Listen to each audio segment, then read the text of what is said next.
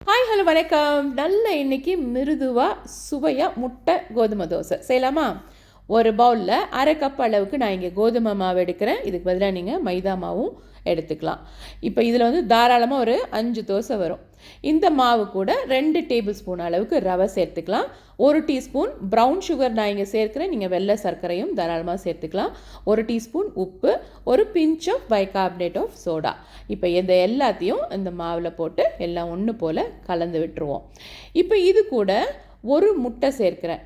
முட்டை நல்லா அடித்து எடுக்கணும். நல்ல ஃபோக்லையும் நீங்கள் அடிச்சுக்கலாம், இல்லை மிக்சியில் அடிச்சுக்கலாம்.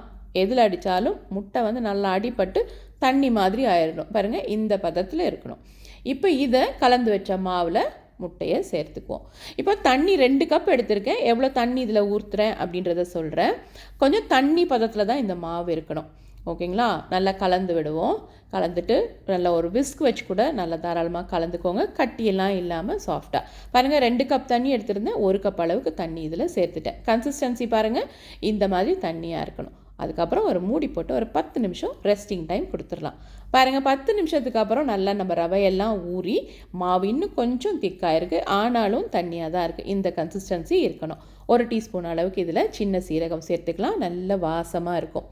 ஓகேயா? இப்போ அடுப்பத்தை வச்சு தோசைக்கல்லை வச்சுக்குவோம். நல்லா தோசைக்கல் காஞ்ச உடனே ஒரு வாட்டி கலந்து விட்டுட்டு மாவை நம்ம தோசை மாதிரி இப்படி சுற்றி ஊற்றிக்கலாம்.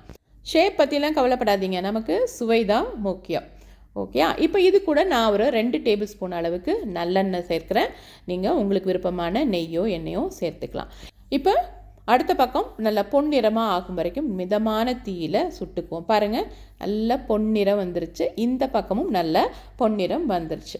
அவ்வளோதாங்க, நம்மளுடைய முட்டை கோதுமை தோசை ஃபென்டாஸ்டிக் டேஸ்ட்டில் ரெடி ஆயிடுச்சு.